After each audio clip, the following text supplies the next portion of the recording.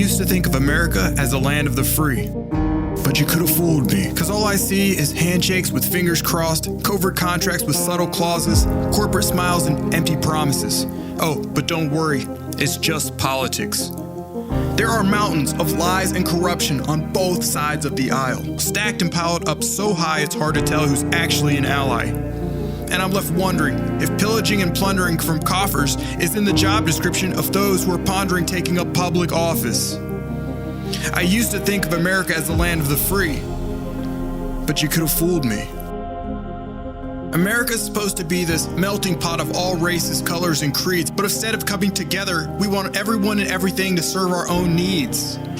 Today, you have people taking to the streets with growing concerns with the actions of those sworn to protect and serve. And even with all that in the back of our minds, we still have to deal with the mainstream media telling tall tales and white lies. And I get it, that's what they do. They're free press, and they're allowed to cover anything they deem to be crimes. But why are they so insistent on covering all the unfortunate events of Black lives? I used to think of America as the land of the free, but you could have fooled me. The ongoing pandemic is increasing fear and anxiety, and its effects are slowly starting to eat away at our society. Tweets, Snapchat, Facebook groups, and Zoom calls are the new social activities, while we quarantine, do school online, and practice social distancing. This sums up America today. Of course, we do all these things to help people. At least that's what they say. But if we're helping, why do I feel like we're turning our backs on the people living in despair with suicidal thoughts and no sight of emotional repair? The feelings of depression and loneliness are so oppressive that even when they remove their mask, there's no air. I used to think of America as the land of the free, but you could have fooled me. Everyone is woke today, especially businesses. I never knew that slamming hashtag symbols on a Twitter page could stop a sexual predator from taking advantage of someone underage, or that dancing through the street and waving rainbow flags in the air was enough to quell the bigoted hatred that someone holds against a queer. BLM, feminism, global warming activist. Choose your activism wisely, or you'll be labeled a white supremacist. Our freedom of speech is under siege with the direct censorship of our voices. These same forces would love to divorce us from our First Amendment rights. They want to eliminate our ability to pick from multiple sources by creating the illusion of choice, since they already selected our choices. I used to think of America as the land of the free, but you could have fooled me.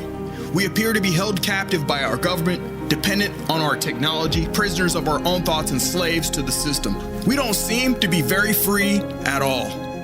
At first glance, that's what I think I'm seeing. But after I take a closer look, I realize looks can be deceiving. Because America was founded on the belief in a creator that gave us unalienable rights, an authority that is intrinsically made of love, and he loves us with all his might. A creator who loves all people regardless of your sex, race, color, or creed. And when you know this, deep in your heart, you will be freed. Because when love is left out of our lives and out of the conversation, it leaves a big, gaping hole in our unification. Without the love of God in our hearts, we open the door. And once that door opens, we're flooded with pain, suffering, greed, selfishness, envy. But what for? Because of our pride? Because of our culture? Because we're told it's just the way things are? Does showing love to someone who's not exactly like you really have to be a chore? Let's get back to our roots before we go too far to come back. Let's give each other grace, choose love, and take a moment in every situation before we react. I used to think of America as the land of the free. And maybe one day, under God, it could be.